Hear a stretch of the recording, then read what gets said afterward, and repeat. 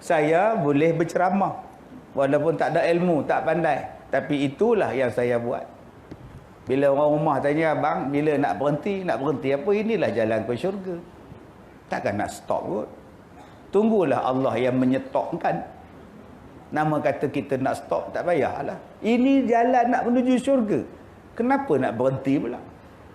Akak-akak ni jalan nak menuju ke syurga, tutup aurat. Yang buka tudung tu pasal ini pakaian akak ni pakaian nak ke syurga. Yang buka tudung pasal buka hijab tu pasal. Boleh kita tanya pula, Ma, kenapa Ma buka tudung, Ma? Ma belum kuat iman, kata dia. Mana faham? Tak faham sudah. Ini dah kita pilih. Pilih jalan ke syurga dengan menghidupkan masjid. Yang berhenti ke masjid tu buat apa? Elok dah kita datang masjid, menghidupkan masjid. Jalan ke syurga. Dah, sekarang dah berhenti dah. Pergi ke Tom Yam pula, menghidupkan Tom Yam malam-malam. Bila tanya dekat dia, Din, kau dah tak ke masjid sekarang, Din? Malah aku. Dulu aku ke masjid sebab aku AJK. Tahun ini dia orang dah buat aku tak nak lah. Aku menghidupkan pula AJK Tom Yam. Sayang betul lah tuan-tuan. Allah dah pilih akak-akak. Allah dah pilih akak-akak jalan untuk masuk syurga. Menjadi seorang isteri. Jadilah seorang isteri yang solehah. Allah pilih. Allah pilih. Yelah, nak solehah macam mana Ustaz? Suami pun teruk. Saya boleh soleh Ustaz, saya boleh solehah Ustaz kalau suami baik. Suami pun macam haram jadah, kata dia. Astaghfirullahalazim. Sebab tu pun saya pun jadi haram jadah sekali. Janganlah macam tu, Kak. Allah pilih akak dapat dia. Akak belajar daripada Asiah, isteri Firaun. Isteri Firaun baik, Firaun jahat. Ada Asiah jadi jahat. Dia jadikan satu peluang untuk dia masuk syurga. Bersuamikan suami yang jahat macam Firaun. Akak-akak, suami kita tak sejahat Firaun. Belum macam Firaun. Suami kita cuma nama on. Dia tak ada fir di hadapan. Yang nu Firaun tu, suami kita on. Tuan-tuan yang dirahmati Allah, di antara pahala yang berpanjangan walaupun kita dah mati, 3 kan? Sedekah jariah, ilmu yang dimanfaatkan, dan harta daripada doa anak yang soleh. Doa, harta kita yang cukup besar, nama yang ialah anak. Doa daripada anak yang soleh ini. 3 benda ni tuan-tuan. Jom kita buat yang terbaik dengan 3 benda yang ada di hadapan kita. Wakaflah kita, jariahlah kita, sebarkan ilmu, mengajarlah kita, manfaatkanlah ilmu pengetahuan, dan yang ketiganya, didik harta kita yang terbaik, anak kita, supaya dia boleh mendoakan selepas kematian kita. Wallahu a'lam. Terima kasih banyak Datuk atas penerangan tadi. InsyaAllah mudah-mudahan lepas ni kita dah ada akhirat minded, dan kita pun kena tahu untuk memilih macam mana nak dapat pahala yang lebih banyak dan lebih berpanjangan, insyaAllah. Saya pernah ada pengalaman dululah. Masa tu saya diminta untuk jadi imam Qiyamul Lail. Jadi masa jadi imam tu, masa malam tu kita macam biasalah, doa, apa ni, tak ada tazkirah sikit dan sebagainya. Jadi bila dah habis waktu qiyam tu, last kali masuk subuh. Bila masuk waktu subuh je, ada seorang tu, satu jemaah ni kat belakang saya, dia paling setia kat belakang mula. Sekali bila masuk subuh, cuk dia hilang. Rupanya dia pergi toilet. Jadi kita pun tunggulah dia masuk balik. Tunggu, tak sampai-sampai. Akhirnya Bilal kata, tak apalah Ustaz, kita semayang je dulu. Kita pun semayang subuh. Habis semayang subuh, saya toleh belakang, tengok dia bawa keluar toilet. Rupa-rupanya dia baru habis selesai qada hajat dekat toilet. Saya cakap, dah habis semayang semua. Lepas tu dia semayang sendirilah, seorang-seorang lepas jemaah. Saya tanya dengan dia, tadi abang pergi mana? Tadi saya pergi buang air. Kenapa tak buang air sebelum semayang subuh? Sebab sayang nak tinggalkan Qiyamul Lail. Saya cakap, kenapa sayang nak tinggalkan Qiyamul Lail tapi subuh tertinggal ke? Kata, sebab subuh tiap-tiap hari ada. Qiyamul Lail jarang-jarang berlaku. Ni pun saya julung-julung kali datang. Jadi saya cakap, rugi bang. Sebenarnya pahala sembahyang subuh tu jauh dari besar berbanding Qiyamul Lail sepanjang malam. Jadi kat sini kita nak kena tahulah prioriti, keutamaan.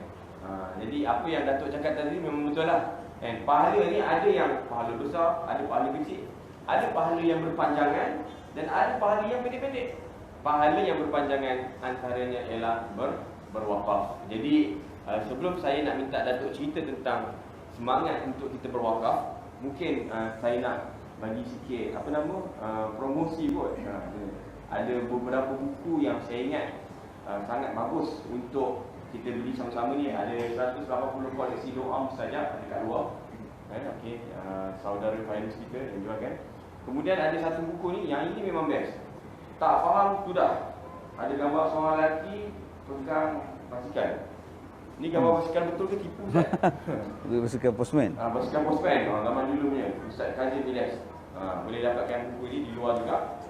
Okey, yang seterusnya buku yang ketiga. Buku ni Tazkirah Senafas.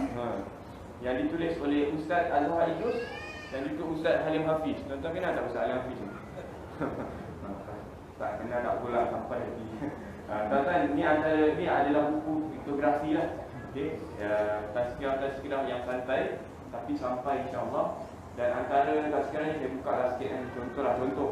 Carilah calon suami atau isteri yang mampu membahagiakan kamu. Tak comel, tak mengapa, boleh tutup lampu. Faham tak? Faham. Tak faham tak? Ambil hashtag Ustaz Kazim. Jadi tuan-tuan puan, sebenarnya kita kat luar tu kita ada kaunter, ada orang mula berwakaf kat sana. Dan insya-Allah kita akan lancarkan tabung wakaf. Saya lupa nak pesan kepada aktiviti wakaf kita untuk kita lancarkan tabung wakaf. Tabung wakaf. Okay. Jadi dipersilakan pada aktiviti kita yang macam-macam tu, yang pakai baju ni memperkenalkan PU Medico PU Medico. Lepas tu dan ustaz-ustaz yang lain. Tadi kita punya pengurus tadi Ustaz Rushdie Ramli tu, beliau merupakan ahli panel IKIM setiap hari Rabu jam 10 pagi. Boleh dengar suara dia lah. Saya pula hari Khamis setiap pukul 3 petang. Dekat dari IKIM juga. Jadi kami semua ni adalah ustaz-ustaz lah. Okey, jadi silakan untuk kita sama-sama berwakaf untuk wakaf saham Tahqiq Center. Okey, jadi dengan ini marilah sama-sama menderma dan sambil kita berselawat lah. Okey, kata puan-puan mata Allah sekalian, soalan yang terakhir untuk pusingan terakhir, barangkali insya-Allah saya nak tanya Ustaz, macam manakah kita ni nak jadi tamak pahala dengan memperbanyakkan bersedekah dan berwakaf? Kadang-kadang kita rasa macam duit kita pun tak cukup, hutang pun masih banyak lagi, itu pun tak settle lagi. Macam mana lah nak bersedekah? Macam mana lah nak berwakaf? Macam mana Ustaz? Apa pandangan Ustaz? Silakan. Baik, tuan-tuan yang dirahmati Allah, kenapa kadang-kadang bila kita sebut tentang sedekah, kita rasa berat nak masukkan duit dalam tabung sedekah? Tengok orang susah rasa berat. Berat benar rasanya nak bersedekah. Kenapa timbul perasaan macam itu? Sebab kita rasa bila kita keluarkan wang, harta dengan bersedekah, berzakat, berwakaf, berhibah, kita rasa duit kita hilang. Kita rasa duit kita tu habis. Kita rasa makin berkurang pula, makin kempis pula dompet kita. Makin tak ada duit pula aku ni. Inilah sebab kenapa kita jadi bakhil. Sedangkan kita lupa yang bagi kita rezeki selama ni Tuhan. Daripada rezeki kita kosong, Allah bagi kita rezeki. Takkan daripada rezeki yang dah ada, bila kita kurangkan dengan sedekah, Tuhan tak tambah balik. Asalnya kita tak ada rezeki pun. Lahir-lahir dalam keadaan tak berpakaian pun. Tapi Tuhan bagi kita nikmat rezeki sampai sekarang. Habis apa yang kita takut kalau dompet kita kosong? Allah yang akan tambahkan balik. Wallahu yarzuqu man yasha'u min ibadi. Dia yang akan memberikan rezeki pada siapa yang dikehendaki dia. Sebab kita rasa bahawa duit kita berkurang. Yang kedua, kenapa timbul perasaan berat untuk bersedekah? Kerana kita suka melihat orang lain. Dia orang kaya pun tak sedekah pun. Takkan aku yang miskin nak sedekah? Dia pencen laki bini dekat 10,000. Apa? Dia 5,000 pencen, isteri dia 5,000 pencen. Tadi masa dia orang edar tabung, haram dia masuk. Kalau yang pencen 10,000 pun tak masuk duit dalam tabung, dalam beg bergerak, apa salah aku pula nak masuk, kata dia. Ini penyakit kita. Penyakit suka tengok pada orang lain. Suka tengok. Tuan-tuan, Saya buat program ceramah sempena dengan pelancaran dana untuk Mahat Tahfiz di Kedah. Satu tempat tahfiz. Malam, bila kita lancarkan kutipan tabung macam tadi, ada satu hamba Allah tu bila tabung tu lalu depan dia buat bodoh. Tak masuk duit apa pun dalam tabung tu. Makna kata tak sedekah. 2 hari lepas tu tuan-tuan meninggal. Jadi akak-akak kalau rasa nak meninggal, buatlah macam dia tuan. Tabung lalu dia buat bodoh. Yang mana faham, tak faham sudah. Jadi anda belum kelambat masa lagi untuk memanggil balik. Tabung tadi datang balik tuan-tuan. Yang mana faham, tak faham sudah tuan. Kita suka duk compare dengan orang. Dia pun RM1 takkan aku RM10. Dia RM10 takkan aku RM100 pula. Itu sifat yang ada pada setengah manusia. Yang ketiga, kenapa kita kadang-kadang kedekut untuk bersedekah? Kita faham bersedekah ini hanya untuk orang yang senang. Kita faham bersedekah ni hanya untuk orang yang kaya. Sedangkan bersedekah ni pada siapa pun boleh bersedekah. Yang keempat, kenapa yang kita malas kadang-kadang untuk bersedekah? Sebab kita tak yakin orang yang minta derma. Orang minta derma ni betul ke tidak orang ni? Aku masukkan duit dalam tabung masjid ni betul ke tidak dia orang ni gunakan untuk jalan yang betul? Aku bagi kepada mak tahfiz ni betul ke budak tahfiz makan ke guru tahfiz yang makan? Akhirnya langsung dia tak sedekah tuan-tuan.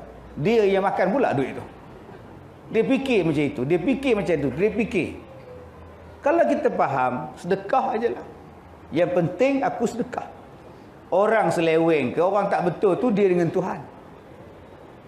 Sebab setengah tempat dia nak sedekah, dia tengok tempat. Sebab tu saya tengok masjid tuan-tuan, surau tuan-tuan ni cantik. Aircon banyak. Kipas pun banyak. Alhamdulillah, kapet cantik, masjid cantik. Kemudian baru pula buat pula lagi untuk solat semayang, solat Jumaat pula bagus.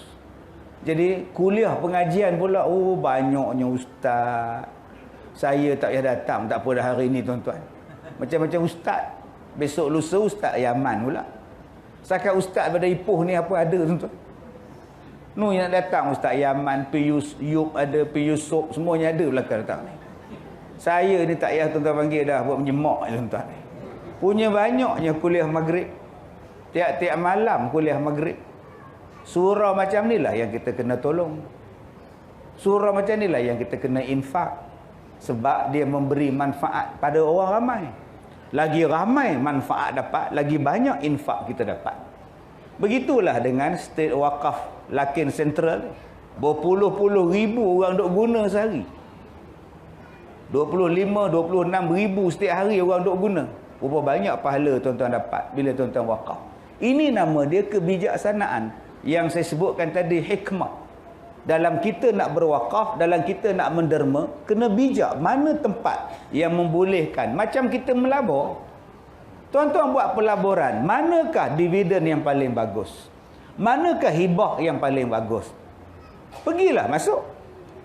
Yang ini dapat 10%, yang ini dapat 15% hibah tahunan, 13%. Yang kau masuk ini Ustaz, sikit benar pelaburan ni, pindah je. Tukarlah melabur di sana. Duit kita. Kita nak melabur di mana? Begitulah dengan duit tuan-tuan nak melabur akhirat. Cari tempat, di mana tempat yang membolehkan pada tuan-tuan supaya dapat pahala yang besar di hari kiamat. Cari jalan.